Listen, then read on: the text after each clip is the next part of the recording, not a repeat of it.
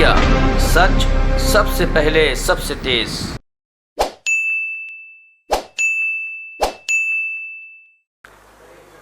नमस्कार मित्रों, आप सभी का आज की प्रेस वार्ता में स्वागत है। नागपंचमी की शुभकामनाएं आप सभी को।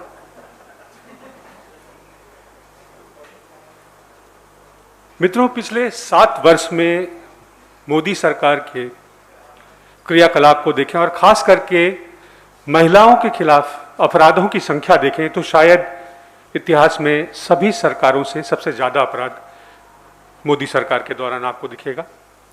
और विशेषतः अब अगर आप दलित महिलाओं, दलितों के खिलाफ अपराधों की बात करें तो निश्चय ही सबसे ज़्यादा अपराध के मामले मिलेंगे। ऐसा शायद भाजपा और राष्ट्रीय सेवक संघ की महिला और दलित विरोधी मानसिकता की वजह से है।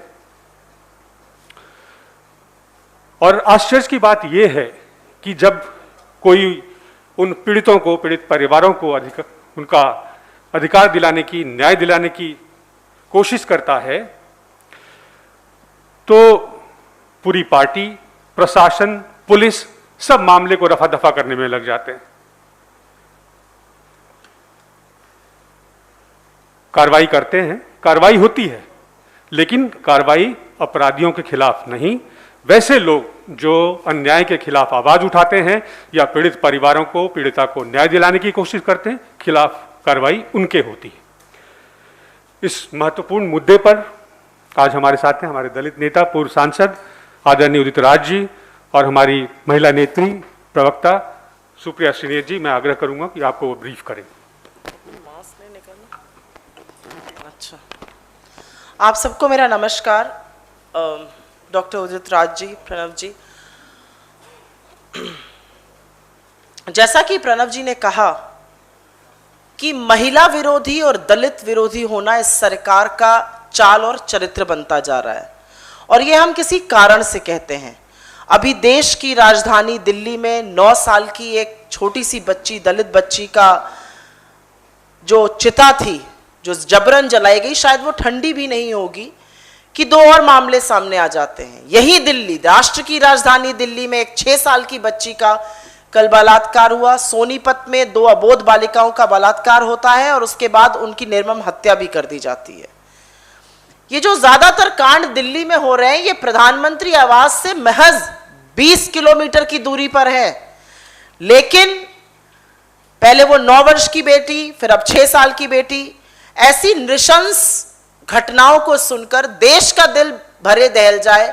लोग जरूर बोलने लगे कि एक दूसरी निर्भया दिल्ली में बन रही है, कैसे कानून और व्यवस्था की धज्जियां उड़ा दी।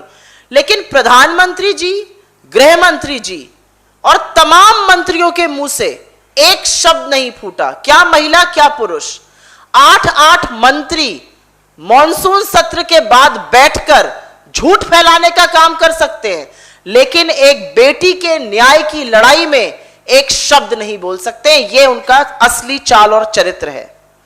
और जब विपक्ष के नेता राहुल गांधी जी उस परिवार से मिलने जाते हैं 4 अगस्त को, उनको हौसला देते हैं, उनको गले लगाते हैं, उनके आंसू पोंछते हैं, उनकी जो न्याय की मांग है उसको और पुरजोर करते हैं, तो यह सरकार उन पे मुकदमा दर्ज करने की बात करती है। पहले अनैतिक दबाव बनाकर ट्विटर का अकाउंट ब्लॉक कराया, अब बोला जा रहा है कि इंस्टाग्राम अकाउंट ब्लॉक होगा। पर दिक्कत की बात यह है कि यह अकाउंट का मसला ही नहीं है। यह मामला यह नहीं है कि आपने ट्विटर अकाउंट ब्लॉक किया या आप इंस्टाग्राम करेंगे या कल को कोई और अकाउंट करेंगे। आप कांग्रेस की अधिकृत अकाउंट्स को भी आपने ब्लॉक कर दिया, तमामों नेताओं के अकाउंट ब्लॉक है, तमामों कार्यकर्ताओं के अकाउंट ब्लॉक है। आप विपक्ष की आवाज को दबा रहे। मुद्दा यह नहीं है, मैं फिर कहूंगी। क्या है असल मुद्दा? असल मुद्दा यह है कि एक गरीब, एक शोषित वंचित समाज की बेटी होना, और ऐसा प्रतीत होता है, और मैं ये बहुत जिम्मेदारी के साथ एक औरत होने के नाते और भी ज्यादा पुरजोर तरीके से कहना चाहूंगी, ऐसा प्रतीत होता है कि आज एक औरत होना, एक लड़की होना अपराध है इस देश में। अगर आप गरीब मां बाप के यहां पैदा हो गए तो उससे भी बड़ा अपराध है, और अगर आप कहीं दलित, शोषित या वंचित समाज से आते हैं तो आपके साथ जघन्य अपराध तो होगा ही, साथ में पूरी की पूरी सरकार, पूरी की पूरी व्यवस्था आंख मूंद लेगी और कहीं ना कहीं आपके साथ जो न्याय के लिए खड़ा है उसके पीछे पड़ जाएगी। वो न्याय खुद नहीं करेंगे, लेकिन अगर न्याय की लड़ाई में कोई आपका साथ देना चाहता है तो उसके पीछे पड़ जाते हैं। मुझे लगता है कि मोदी सरकार को, मोदी जी को, गृह मंत्री जी को शायद ना प्रजातंत्र का खौफ है, ना कानून का डर है और ना संविधान की वो परवाह करते हैं। मैं इसलिए ये कहती हूं और अपनी बात को मैं समाप्त करूंगी जल्दी ही ये कहकर कि वाल्मीकि समाज की ये जो 9 साल की अबोध बालिका के साथ बलात्कार हुआ था, उसका पूरा विक्षिप्त परिवार, उसका मोहल्ला सड़क पे धरना देकर न्याय मांगता है। प्रधानमंत्री मोदी जी, उनकी सरकार इस बेटी की रक्षा तो नहीं कर सके, पर न्याय की तो बात करिए, मुआवजे की तो कोई बात करिए, उनकी मदद की तो कोई बात करिए, दोषियों को सजा देने की कोई तो बात करिए। आज आपकी चुप्पी से यह देश व्यथित है। देश ये जानना चाहता है कि 13 दिन बावजूद होने के बाद भी आपके मुंह से एक शब्द क्यों नहीं निकल रहा है। कितनी निर्भया इस देश में बलि होती रहेंगी इससे पहले कि यह सरकार अपनी चुप्पी तोड़े। लेकिन आज सारा का सारा मुद्दा, सारा का सारा डिबेट आकर इस बात पर रुक गया है कि फोटो लगाई या नहीं लगाई, लगाई तो क्या ब्लर करी, गलत लगाई। इस तरह से ये जो बात हो रही है वो असल मुद्दे से भटकाने की कोशिश है, क्योंकि असल मुद्दा यह है कि महिलाओं के खिलाफ और खासकर गरीब दलित महिलाओं के खिलाफ यह अत्याचार कब बंद होगा। आप आंकड़े उठाकर देखिए, जितने भी ये अपराध हो रहे हैं या तो ये अबोध अवयस्क लड़कियों के साथ हो रहे हैं और उसमें से अधिकांश दलित समाज से आती हैं। यह सिलसिला कब थमेगा? मोदी सरकार क्या चाहती है कि बलात्कार हो बेटी के साथ, उसका परिवार अपने आप को कमरे में बंद कर ले, पर्दा डाल ले, न्याय की कोई गुहार ना करे? क्या आप चाहते हैं कि राजनेता अपने मुंह पर दही जमा के बैठ जाएं जैसे आप बैठे हुए हैं? लेकिन हम वो नहीं करेंगे। आप कितने ही अकाउंट बंद कर लीजिए, आप कितने ही मुकदमे करा लीजिए, ये वास्तव में नैतिकता की लड़ाई है। ये लड़ाई उस व्यवस्था के खिलाफ है जहां पर एक औरत होना अपराध हो गया है और गरीब और वंचित समाज की औरत होना उससे भी बड़ा अपराध है। मैं सिर्फ यह कहना चाहती हूं कि इस देश में जो दलितों के खिलाफ अत्याचार हो रहा है, जो महिलाओं के खिलाफ अत्याचार हो रहा है, उससे सरकार का जो रवैया है वो सरकार का पर्दाफाश हो चुका है। सरकार बेनकाब हो चुकी है। सरकार न न्याय दिलाना चाहती है और जो लोग न्याय दिलाना चाहते हैं, जो लोग न्याय की लड़ाई लड़ना चाहते हैं, उनकी प्रताड़ना करना चाहती है। मुझे आज सिर्फ एक ही सवाल पूछना है, आज दिक्कत क्या है? आज दिक्कत यह है कि महिलाओं के साथ, बेटियों के साथ हमारी ऐसा हो रहा है, या आज दिक्कत यह है कि एक नेता, विपक्ष का एक नेता उनकी आवाज बनकर उनके न्याय की लड़ाई को और पुरजोर तरीके से लड़ना चाहता है? यह फैसला इस देश को करना पड़ेगा। मैं चाहूंगी कि डॉक्टर साहब इस पे कुछ बोले। आपका हार्दिक स्वागत है। धन्यवाद। मेरे सहयोगी सुप्रिया जी ने काफ़ी प्रकाश डाला है और प्रणव झा जी ने भी इसका प्रस्तावना दी है। मैं बड़ा निष्पक्ष रूप से बात रखता हूँ। ये नहीं कि केवल हमें आरोप लगाना, अगर उसमें कोई भी निष्पक्ष व्यक्ति होगा तो उस तथ्य को काट नहीं सकता। निर्भया का कांड हुआ उस समय Manmohan Singh ji dead body receive करने गए, श्रीमती सोनिया गांधी जी रिसीव करने गई एयरपोर्ट पर। क्रिमेशन में मनमोहन सिंह जी गए और फंड जनरेट, उनके लिए फंड बना। मोदी जी से उस दलित और वाल्मीकि लड़की जो नाबालिग थी जिसको जला दिया गया, एक ट्वीट भी नहीं किया जा सका।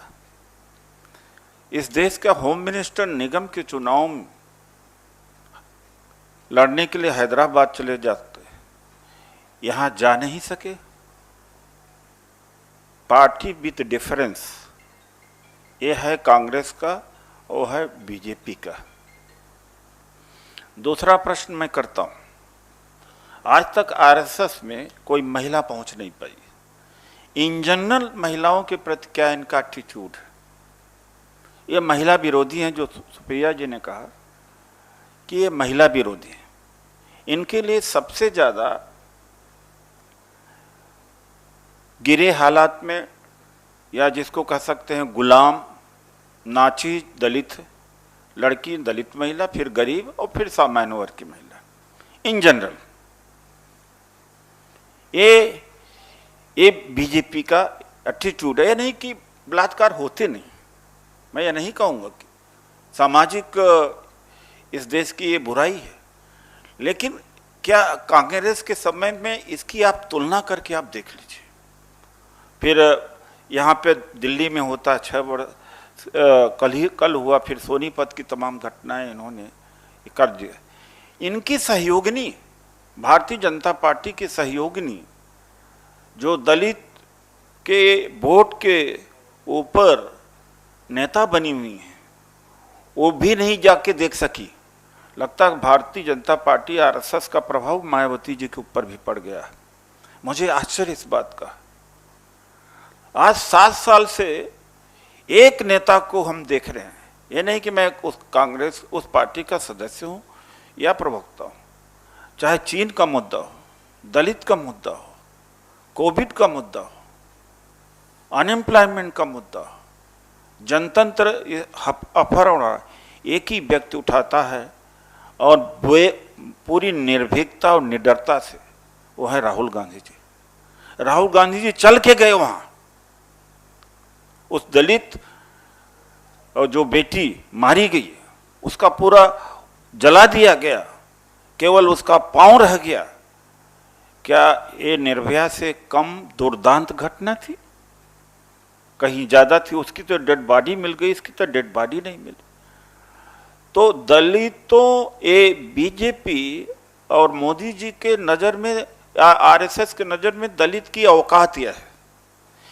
मैं कहता हूं इनका रामराज्य, एक रामराज्य तो गांधी जी का था, एक आरएसएस और बीजेपी का जो रामराज्य है, बैंड व्यवस्था को पुनः वापस लाना, इसी सोच की वजह से नहीं गए। और एक सबसे बड़ी आश्चर्य की बात मैं बताऊंगा कि आरएसएस के, बीजेपी के सपोर्टर दिल्ली कैंट नांगल गांव में नहीं गए। अगर एक गाय की हत्या हो जाए तो हजारों की संख्या में पहुंच जाएंगे। दलितों की कीमत बीजेपी और आरएसएस की नजरों में एक गाय से भी कम है, एक गाय से भी कम है।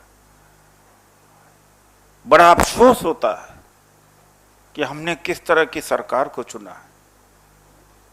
बड़ा अफसोस होता है कि आने वाला भविष्य इस देश का हमें उस प्रिमिटिव स्टेज में ले जाएगा।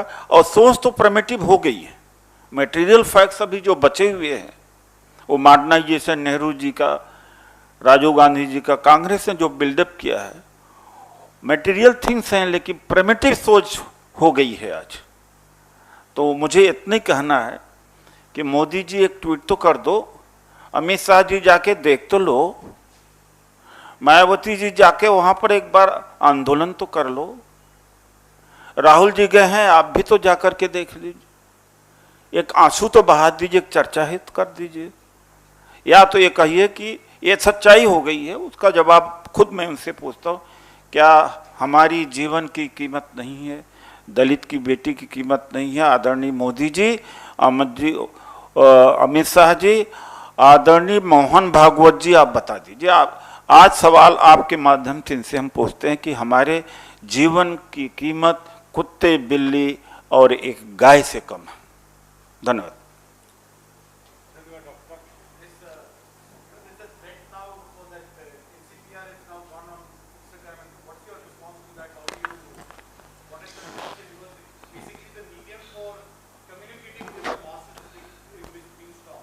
I mentioned that in the opening statement, that first it was Twitter and now it is Instagram that they're threatening to block us on. While yes, I agree with you that channels of communication cannot be banned for India's principal opposition, and they cannot be banned specifically on the pretext that we are trying to voice the voice of the voiceless. What is the crime that Rahul Gandhi has committed? I really want to ask all of you, and I want to ask this country, I want to ask Twitter. What is the crime he has committed? He has gone and met the family of a 9-year-old Dalit girl who was brutally raped, cremated against her mother's wishes. All that was left of her was partially burnt legs. He has been asking for justice, and this government, the elected government of the day, hasn't spoken a word. So the reality is, you may ban any platform, the fight will continue. However, I will also say this is not about banning of accounts. This is about the real core issue, and the core issue is that in 2021 in India, being a woman is perhaps your biggest crime. And God forbid if you are poor, and God forbid even more if you come from the Dalit community. I must make a mention of what Dr. Saab said at the end. जान की क्या कीमत है दलितों की, मैं ये जानना चाहती हूँ और ये सरकार से सवाल है. तो राहुल गांधी जी का ट्विटर अकाउंट और इंस्टाग्राम अकाउंट ब्लॉक कर देना. And I want to add here, Twitter is against its own prescribed publicly available policies of what they have done. They are in violation of their own policy. And should I emphasize on what those policies are? Twitter very categorically states, and we can share that with you in the help center, widely available, please read. It very categorically states that if you have shared personal information which has already been available on a public platform, then it is not a violation of their policy.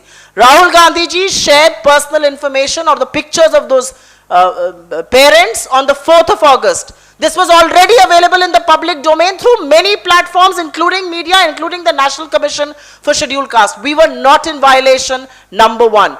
Number two, Twitter goes on to say that if you share personal information with the intent of harming, it will be taken down. But if you are trying to help, it will not be taken down.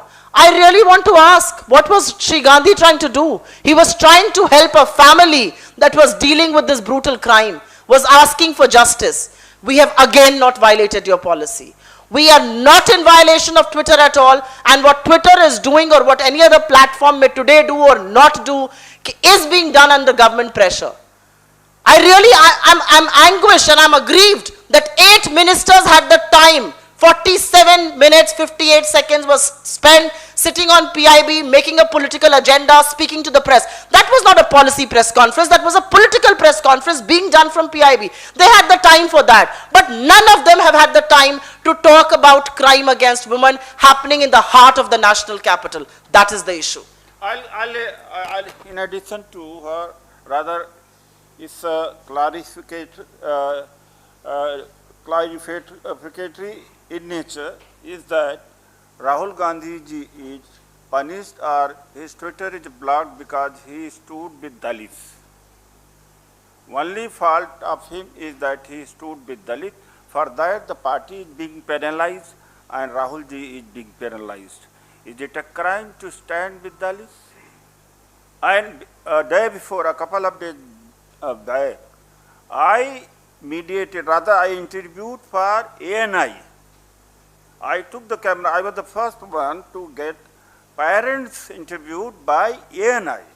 They were hiding, of course they were in the village, inside the village, and they were not meeting anybody. And mother was crying. And I took ANI. ANI interviewed them for 10-15 minutes. And it's me who interpreted, of course, some of the questions. So I think his Twitter is blocked, or Congress Twitter handles are being blocked because Congress stood for Dalit Beti. That's all.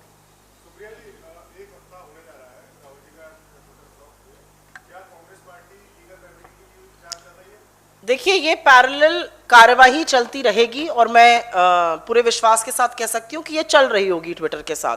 I am sure Twitter ने हमसे कुछ details मांगे होंगे जो हमने उनको दिए होंगे. ये एक पैरेलल कार्यवाही है.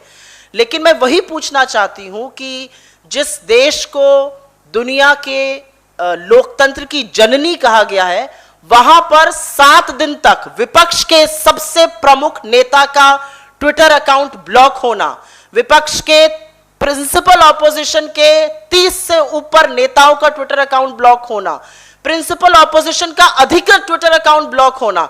अगर आपको नहीं लगता कि यह लोकतंत्र के साथ खिलवाड़ नहीं है, तो मुझे नहीं पता लोकतंत्र के साथ खिलवाड़ और क्या होगा। और मैं राहुल गांधी जी की आज की कही हुई बात से 100% सहमत हूं कि यह हमारी राजनीति में ट्विटर की दखलंदाजी है, जो बिल्कुल भी असहनीय है। मुझे ऐसा लगता है कि सरकार के प्रभाव में, प्रेशर में आकर जो प्लेटफॉर्म ये कर रहा है, वो उनकी खुद की साख को कहीं पर धूमिल करता है।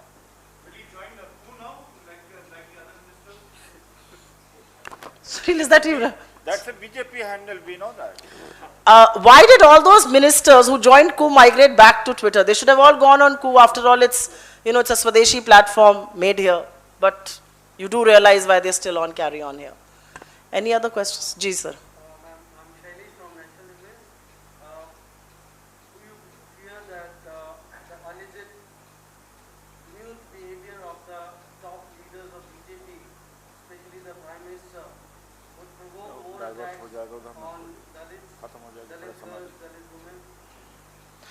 I do believe that the crime against women, and especially Dalit women, has gone up astronomically under the watch of this government. I absolutely believe that. There is no doubt about it. I come from Uttar Pradesh.